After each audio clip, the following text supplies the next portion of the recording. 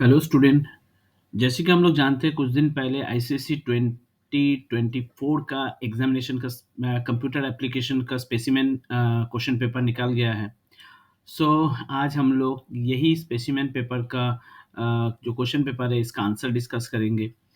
तो जैसे कि हम लोग को पता है इसका टोटल मार्क्स है 100 एंड टोटल टाइम 2 आवर्स मिलेगा एंड 15 मिनट्स क्वेश्चंस को रीड करने के लिए मिलता है, जैसे एज इट इज ये सबको पता है।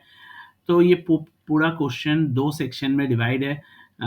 यहाँ पर section A and section B. Section A में यहाँ पर क्वेश्चंस, यहाँ पर सेक्शन बी में 20 मार्क्स का एमसीक्यू आता है एंड सेक्शन ए में इसको 20 मार्क्स का एमसीक्यू आता है एंड सेक्शन ए में 20 मार्क्स का कुछ कैलकुलेशन टाइप का क्वेश्चन आता है। इस टाइप का क्वेश्चन टू में इस टाइप का कुछ कैलकुलेशन आता है। तो ये सारा चीज़ हम लोग आज डिस्कस करेंगे।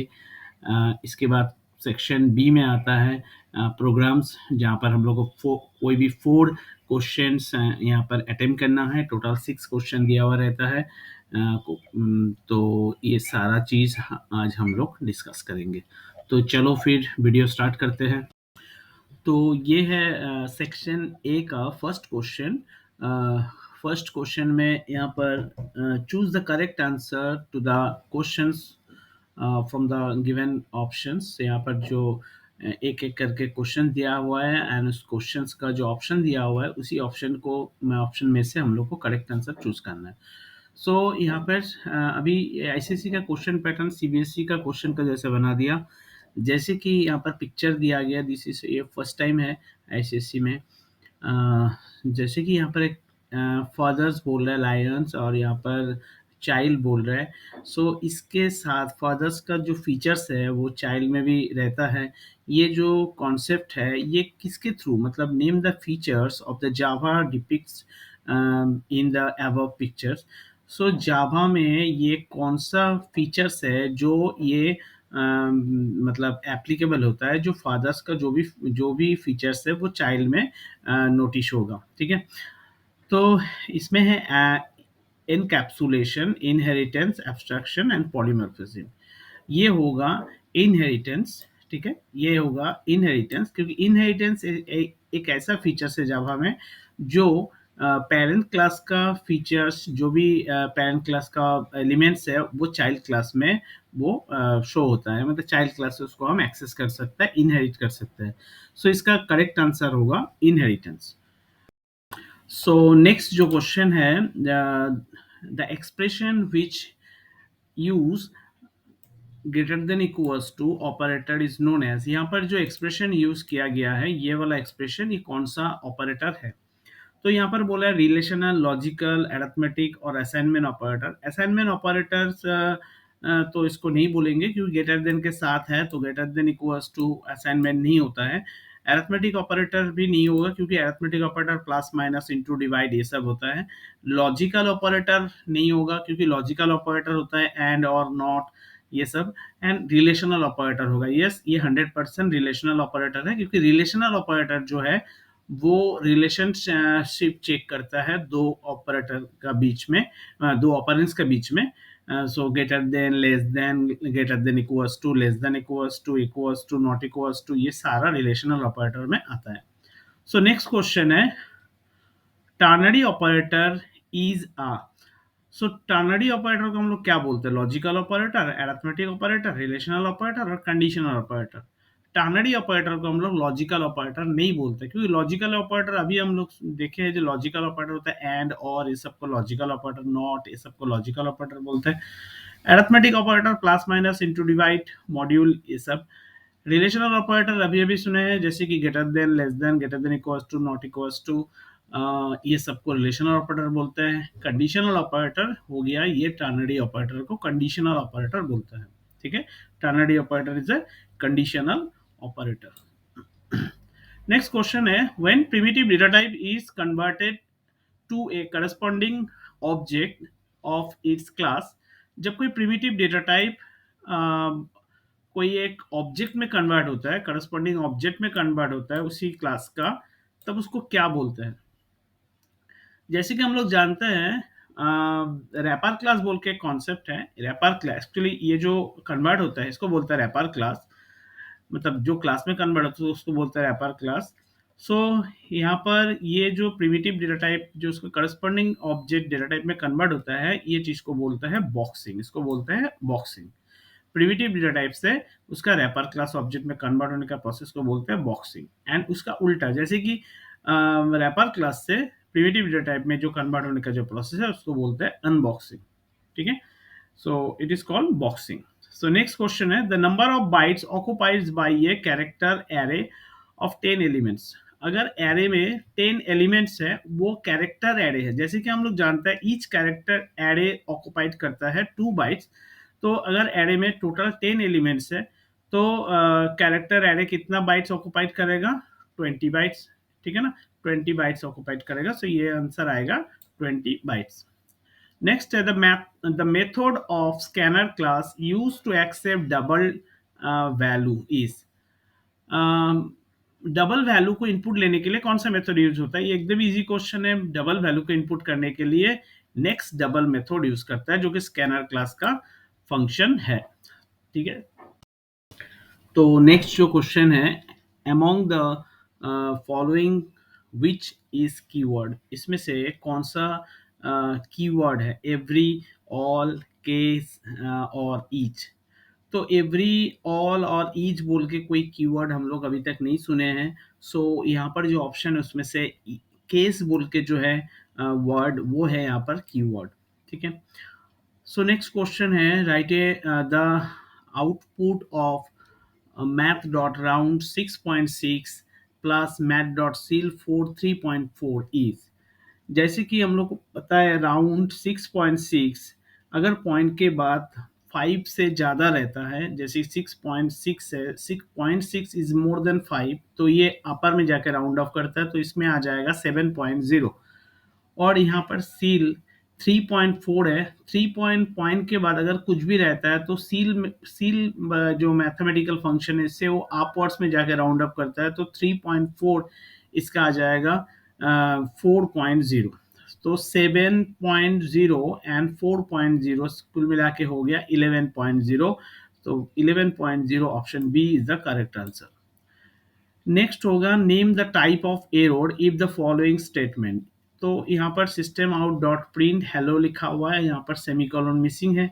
सो लॉजिकल तो नहीं है, नो एरर, एरर तो है, रन टाइम भी नहीं है, सिंटेक्स एरर है। तो इस टाइप का एरर को बोलते हैं syntax error. Syntax related error है क्योंकि सेमीकोलन देना पड़ता है हर एक स्टेटमेंट के बाद। तो इसमें सेमीकोलन मिसिंग है, इसलिए ये सिंटेक्स एरर माना जाएगा।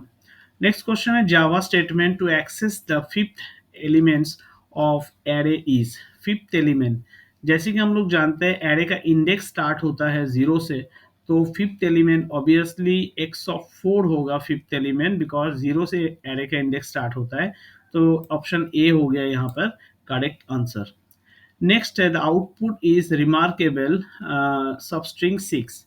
तो अगर सबस्ट्रिंग एक स्ट्रिंग क्लास का फंक्शन है, उसमें अगर एक आर्गुमेंट दिया हुआ रहता है तो इसका मतलब है वो पर्टिकुलर नंबर आर्गुमेंट से लेके एन तक वो जितना भी कैरेक्टर्स है उसको वो सबस्ट्रिंग करता है, मतलब उस वर्ड को एक्सट्रैक्ट करता है।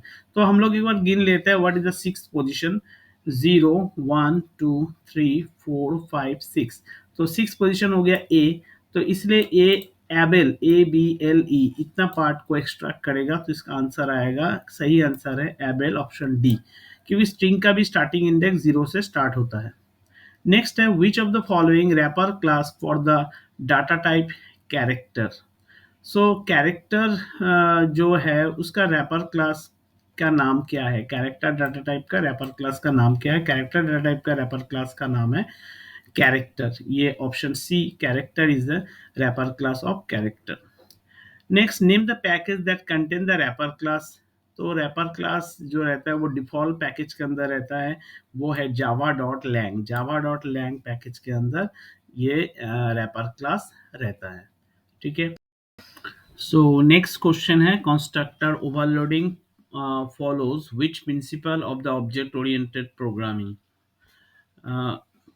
कंस्ट्रक्टर ओवरलोडिंग कौन सा प्रिंसिपल्स को फॉलो करता है ऑब्जेक्ट ओरिएंटेड प्रोग्रामिंग में? कंस्ट्रक्टर ओवरलोडिंग, इनहेरिटेंस तो नहीं होगा। पॉलीमॉर्फिज्म, यस पॉलीमॉर्फिज्म होगा, क्योंकि पॉलीमॉर्फिज्म एक फीचर्स है जो सेम चीज़ को, सेम ऑब्जेक्ट को डिफरेंट टाइम हम लोग यूज़ कर सकते हैं डिफरेंट वे से। सो ये कंस्ट्रक्टर ओवरलोडिंग जो फीचर्स है, ये पॉलीमॉर्फिज्म जो ये है प्रिंसिपल है, उसको एकदम फिट बैठता है। एब्स्ट्रैक्शन भी नहीं होगा, इनकैप्सुलेशन तो नहीं होगा। Yes, which of the following is the valid integer constant, इसमें से कौन सा है जो कि वैलिड इंटीजर कांस्टेंट है? सो ऑब्वियसली नंबर वन तो होगा ही ऑप्शन। अच्छा यहाँ पर ये सब इसमें से कौन सा, अच्छा तो अच्छा यहाँ पर होगा ओनली वन, तो क्योंकि अदर्स जो तीन है वो इंटीजर कांस्टेंट नहीं है, so only one is the, मतलब option A is the correct answer. So next question होगा the method compare to returns when the two string is equal. जैसे कि कंपेयर टू भी स्ट्रिंग क्लास का ही function है, इसमें दो स्ट्रिंग को इक्वालिटी चेक करता है।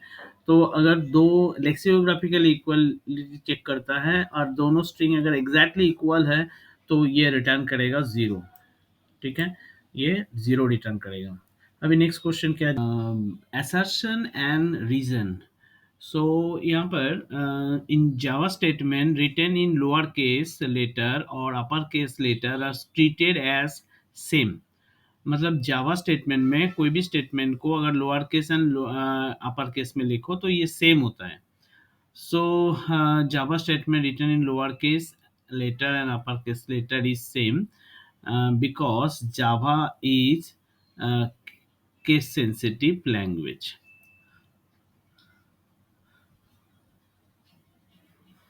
सो यहाँ पर ऑप्शन ए जो यहाँ पर बोला गया है, ऑप्शन ए जो है ये फॉल्स है, बिकॉज जावा स्टेटमेंट में lower case and upper case letter same नहीं है। On Java is case sensitive, ये जो रीजन जो है ये सही है, मतलब Java is a case sensitive, it is true. तो ऑप्शन डी यहाँ पर करेक्ट है। तो ये इस टाइप का क्वेश्चन सीबीएसई का क्वेश्चन में आता है, सीबीएसई के टाइप का भी एसएससी का क्वेश्चन बना दिया, तो असर्शन एंड रीजन का क्वेश्चन। तो ऑप्शन डी इज करेक्ट। यहाँ पर Java statement written in lower case and upper case are treated is same, no it is wrong statement.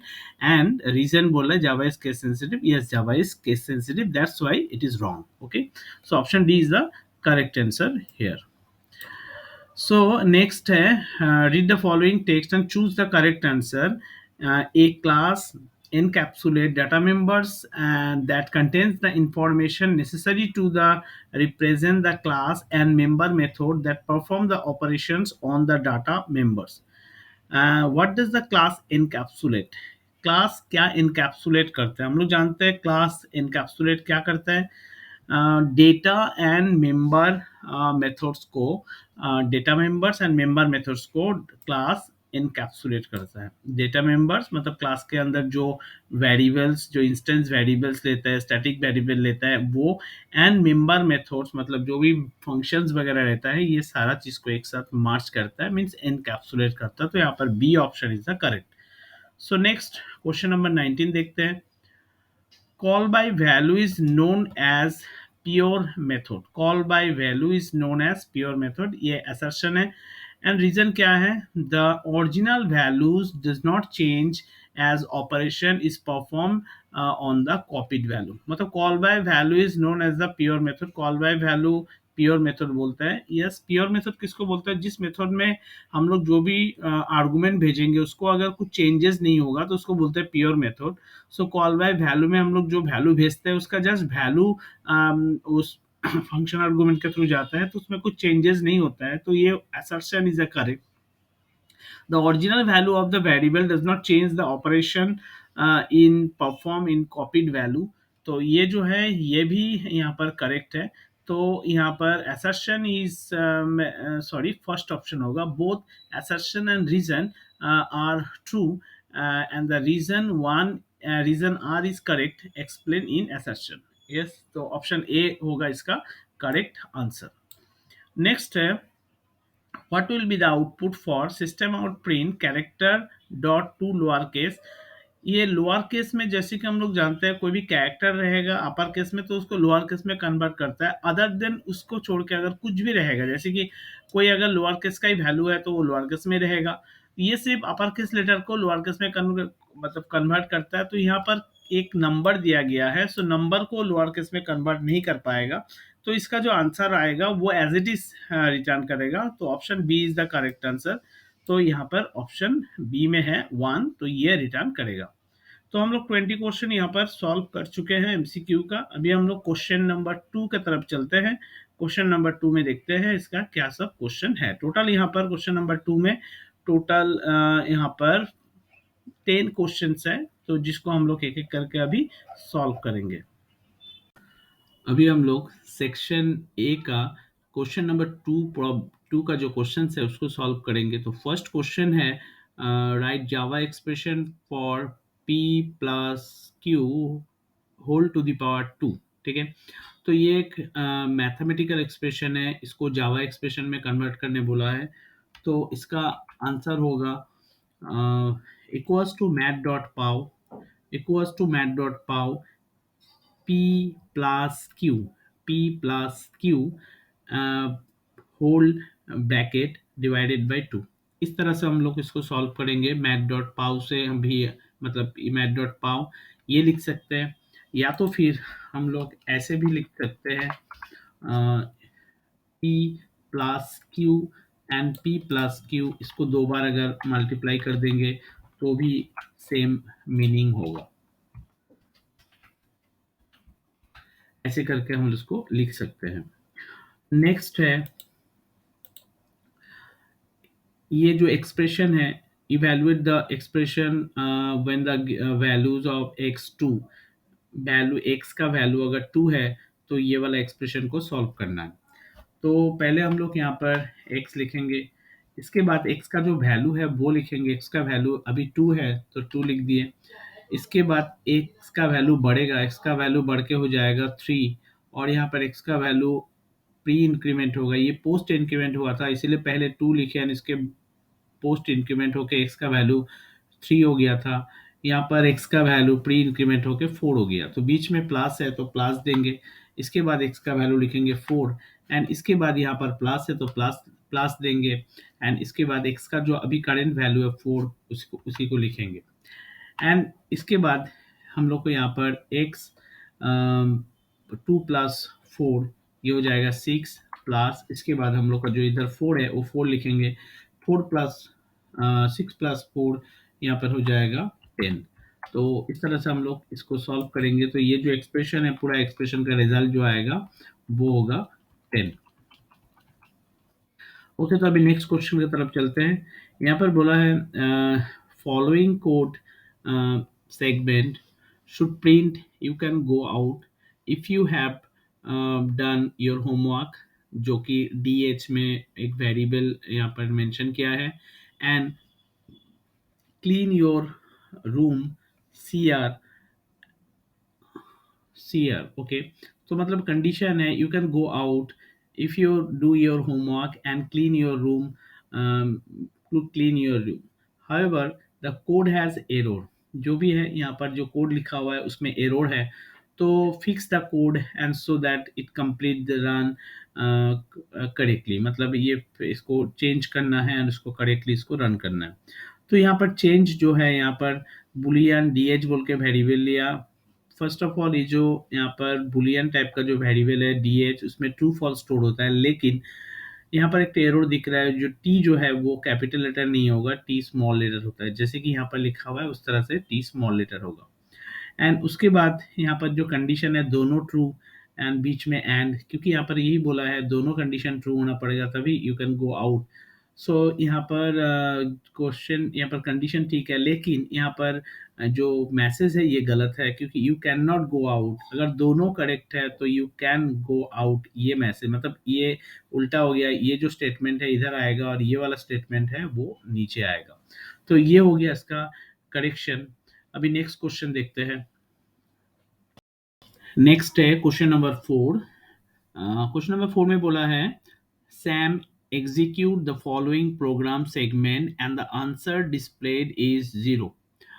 irrespective of any non-zero values are given, name the errors and how the program can modify it to get the correct answer. Okay, तो यहाँ पर हम लोग देख रहे हैं triangle बोल के एक मेथड बनाया हुआ है जिसके थ्रू डबल टाइप का दो value D and H, B and H ये पास हो रहा है। एंड अंदर में एक ए बोल के वो भी डबल टाइप का वैल्यू लिया हुआ है। एंड यहाँ पर ए में हम लोग यहाँ पर half into B into H जो कि आर्गुमेंट के थ्रू आ रहा है उसको मल्टीप्लीकेशन करके ए में कुछ वैल्यू आएगा एंड इसका रिजल्ट बोल रहा है जीरो आ रहा है। तो क्यों जीरो आ रहा है, यहाँ पर क्या मिस्टेक है?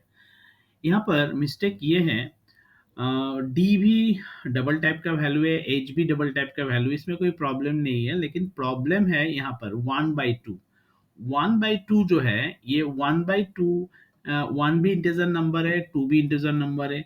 सो कोई भी इंटीजर नंबर को अगर हम लोग 1 को 2 से डिवाइड करेंगे तो आंसर आएगा, नॉर्मली आंसर आता है 0.5, 0.5, लेकिन क्योंकि ये इंटीजर नंबर है सो इंटीजर नंबर के लिए यहाँ पर आंसर आएगा ओनली जीरो। ठीक है, यहाँ पर आंसर आएगा ओनली जीरो।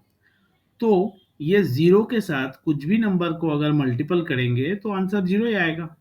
तो ये हो गया इसका प्रॉब्लम एंड ये हो गया इसका एरर। अभी इस एरर को किस टाइप का एरर बोलते हैं? ये सिंटेक्स एरर नहीं है, सिंटेक्स एरर होने से प्रोग्राम नहीं चलेगा।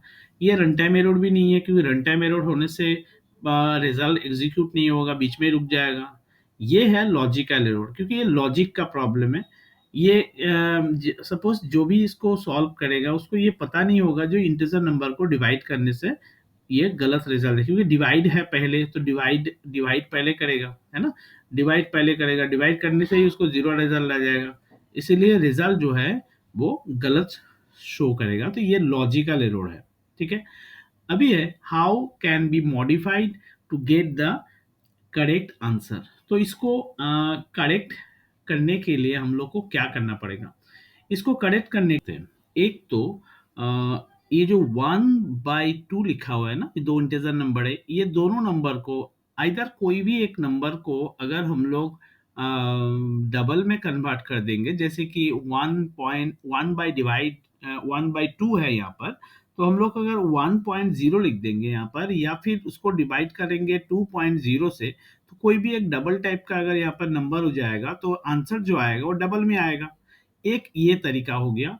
दूसरा तरीका जैसे कि यहाँ पर ऐसे अगर मैं ये वाला एक्सप्रेशन को लिखूं a equals to 1.0 divided by 2 या 0.0 okay into B into H, अगर मैं ऐसे लिख दूं तो भी ये सही रिजल्ट दिखाएगा। ठीक है, तब ये सही रिजल्ट दिखाएगा। या तो फिर मैं दूसरा तरीका भी बता रहा हूँ यहाँ पर, जैसे कि या तो फिर हम लोग यहाँ पर 1 को ऐसे ही रख देते हैं, यहाँ पर 0.5 0.0 इसको कर देते हैं, तो कोई भी एक डबल हो जाने से रिजल्ट डबल में आता है, ये हम लोग को पता है। या तो फिर और एक तरीका कर सकते हैं हम लोग, वो है जैसे कि हम लोग जानते हैं 1 को 2 से डिवाइड करने से क्या आता है 0.5, तो 0.5 डायरेक्ट लिख देते हैं। तो अगर ये सब करेंगे, इनमें से कोई एक करेंगे तो हम लोग को रिजल्ट सही मिलेगा। ठीक है, चलो नेक्स्ट क्वेश्चन में चलते हैं।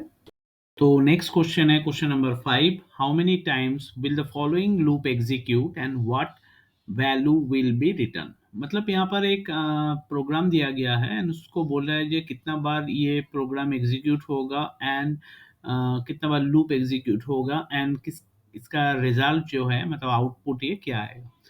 तो इसको हम लोग माइंड में कैलकुलेट करके भी कर सकते हैं, लेकिन एकदम 100% मिस्टेक हो सकता है, तो इसलिए हम लोग को सबसे बेटर होगा इसको ड्राई रन करके करने के लिए। सो ड्राई रन के लिए हम लोग को एक हेडिंग लिखना पड़ेगा।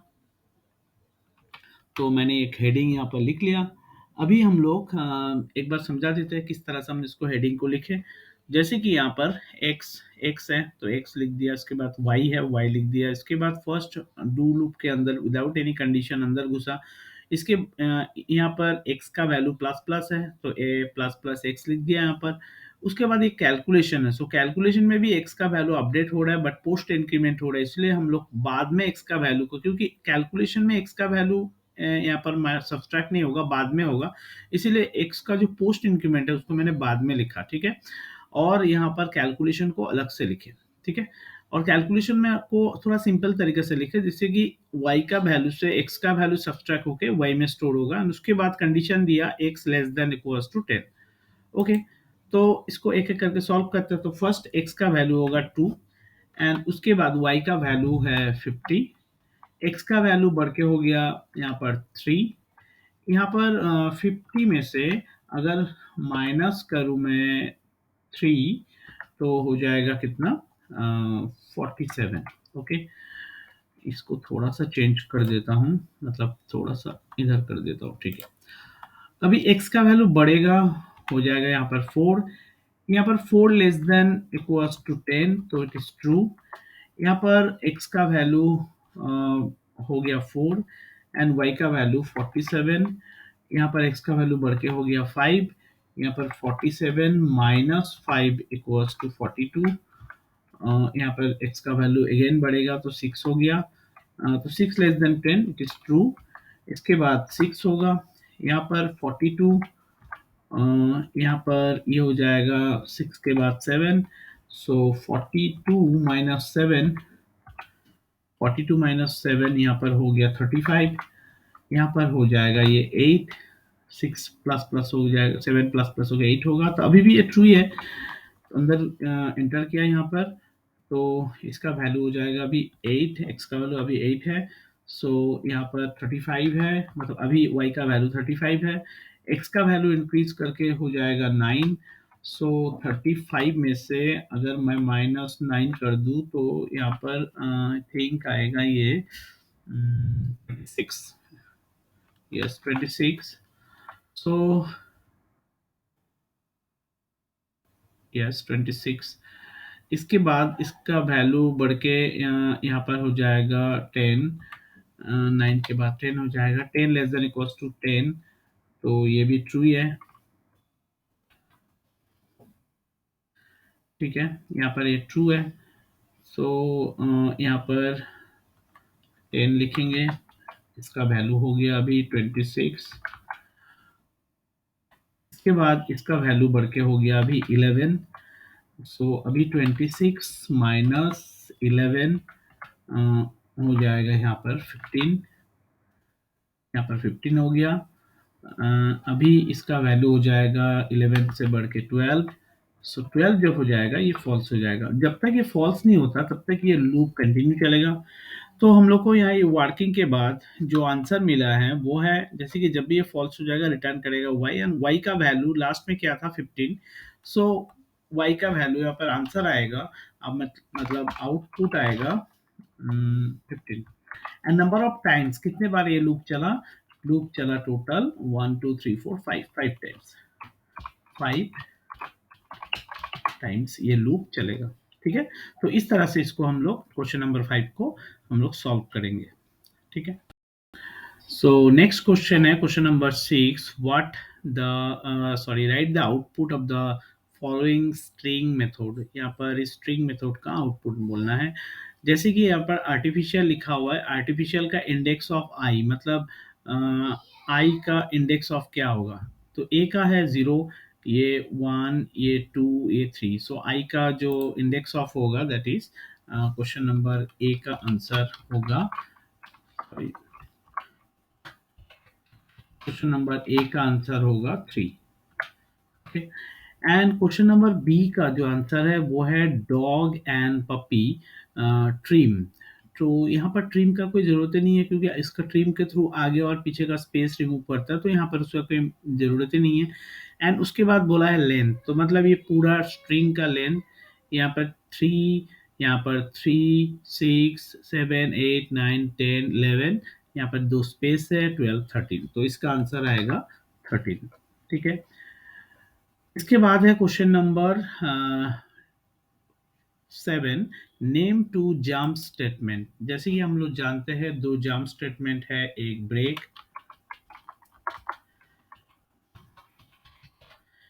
और सेकंड है continue.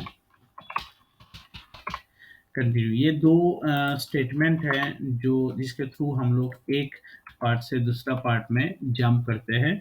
So break and continue is a two jump statement. अभी नेक्स्ट क्वेश्चन क्या है देखते हैं।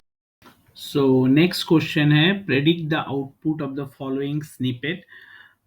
जैसे कि स्ट्रिंग ए जिसमें 20 एज ए स्ट्रिंग लिया गया है एंड स्ट्रिंग बी जिसमें 23 एज ए स्ट्रिंग लिया गया है। सो यहाँ पर पार्स आईएनटी करके ए को इंटीजर में कन्वर्ट किया, पार्स आईएनटी करके उसको इंटीजर में कन्वर्ट किया, पार्स आईएनटी करके मतलब इसको भी इंटीजर में कन्वर्ट किया, दोनों पी एंड क्यू में स्टोर किया। एंड पार्स आईएनटी एक फंक्शन है जिसके थ्रू कोई भी स्ट्रिंग वेरिएबल को उसको इंटीजर में कन्वर्ट करता है। एंड इसके बाद एक स्टेटमेंट यहाँ पर दिख रहा है जैसे कि a plus asterisk plus b। तो यहाँ पर q एंड p का तो कुछ यूज ही नहीं हुआ एंड डायरेक्टली यहाँ पर a एंड b को ऐसे लिख दिया। तो जैसे कि हम लोग को पता है स्ट्रिंग वेरिएबल अगर प्लस के साथ लिखते हैं तो वो एज इट इज प्रिंट करता है, मतलब कॉनकैटेनेट हो जाता है। तो ए का वैल्यू 20 प्रिंट करेगा, इसके बाद एस्ट्रिक प्रिंट करेगा और इसके बाद बी का वैल्यू प्रिंट करेगा 23। तो ये हो गया इसका आंसर। ठीक है, ये हो गया इसका आंसर। नेक्स्ट क्वेश्चन है what are when there is no explicit initialization what are the default values set for the variables in the following cases. So integer variable का, जैसे कि इंटीजर वेरिएबल का आंसर होगा, इंटीजर वेरिएबल का क्या होता है default value 0 and string variable का डिफॉल्ट ये होता है नल। नल होता है कोई भी वेरिएबल, जैसे कि स्ट्रिंग वेरिएबल है, स्ट्रिंग वेरिएबल में अगर कुछ नहीं स्टोर किया हुआ है तो उसका डिफॉल्ट वैल्यू होगा नल। नेक्स्ट है सेक्शन ए का लास्ट क्वेश्चन, क्वेश्चन नंबर 2 का लास्ट क्वेश्चन वो है यहाँ पर P बोल के एक एरे लिया गया है जिसमें कुछ वैल्यू है 12, 14, 16, 18 एंड Q बोल के एक एरे लिया गया है जिसमें वैल्यू है 20, 22 एंड 24।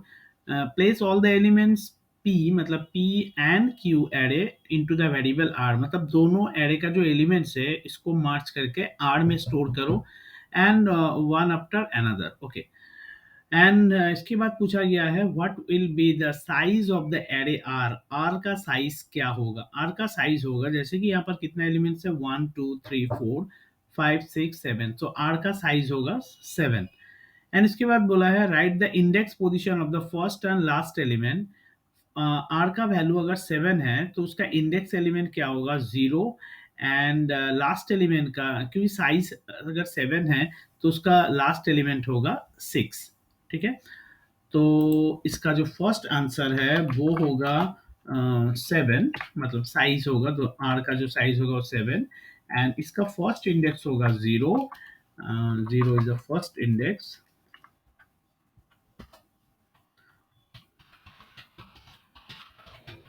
First index 0